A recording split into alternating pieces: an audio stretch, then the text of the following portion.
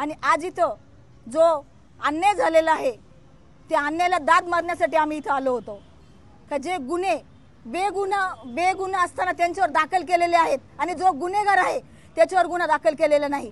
आम्ही सिनियर साहेबांकडे न्याय मागायला आलेलो 4 वाजल्यापासून आम्ही इथं आलो होतो। तर साहेबांनी आम्हाला प्रथम सांगितलं का गुन्हा मी दाखल होत नाही तर गुन्हा दाखल करायचा पार्थ पवार वरती अॅट्रॉसिटी ऍक्ट प्रमाणे गुन्हा दाखल करा अशी आमची मागणी होती।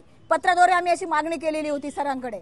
तर सिनियर साहेब आम्हाला म्हटले मॅडम मी इथं गुन्हा दाखल करू शकत नाही। म्हटलं साहेब ठीक आहे तुम्ही गुन्हा दाखल करू शकत नाही तर मला तुम्ही पेपरवर लिहून द्या का मी इथं गुन्हा दाखल करू शकत नाही।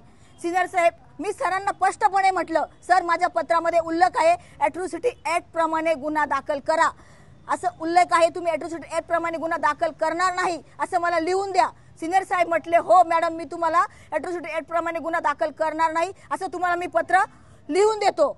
नंतर बाहेर आल्यानंतर साहेबांनी त्यांची स्टेटमेंट बदलली आणि थोड्या वेळापूर्वी आम्हाला सांगतात ही काय तुमची बसण्याची जागा आहे का इथं। आणि नंतर जे पत्रक आम्ही तयार केलेलं आहे त्या पत्रकावरती परमपूज्य महामानव डॉक्टर बाबासाहेब आंबेडकर यांचा फोटो आहे। पत्रक फोड होतं, बाबासाहेबांचा फोटो त्यावर दिसत होता। सिनियर साहेबांनी त्या पत्रकाकडे हात करून सांगितलं मी हे पत्रक तुम्हाला बनवायला सांगितलंय का। सिनियर साहेबांना कायद्याचा कुठलाही भान नाही। सिनियर साहेब एका महिलेशी असे उद्धटपणे शब्द वापरतात। आता काय तुमची मागणी?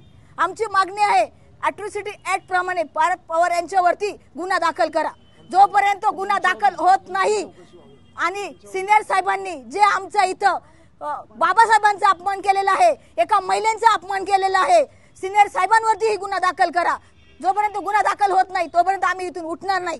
या ठिकाणी मला आपल्याला पत्रकार बांधवाला सांगायचं आहे की आम्ही Republican party of India Ambedkar या पक्षाच्या वतीने पुन्हा या ठिकाणी जे पार्थ पवार आहेत, जे आदिदादा पवार यांचे चिरंजीव आहेत, त्यांनी त्या ठिकाणी 45 एकर जमीन जी त्या ठिकाणी असणारी जमीन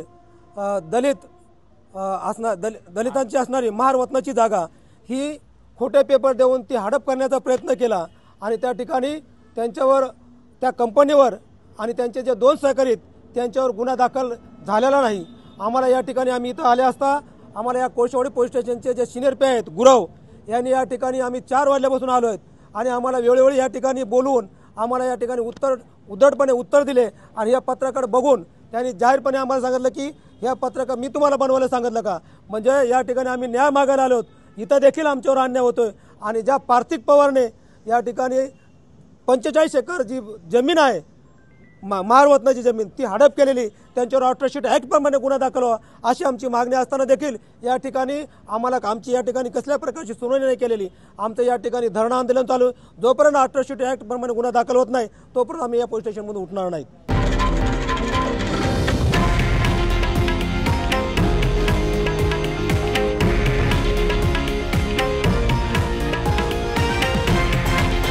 हे आहे देशातील नंबर 1 न्यूज नेटवर्क आणि आपण पाहत आहात TV9 मराठी, एकमेव।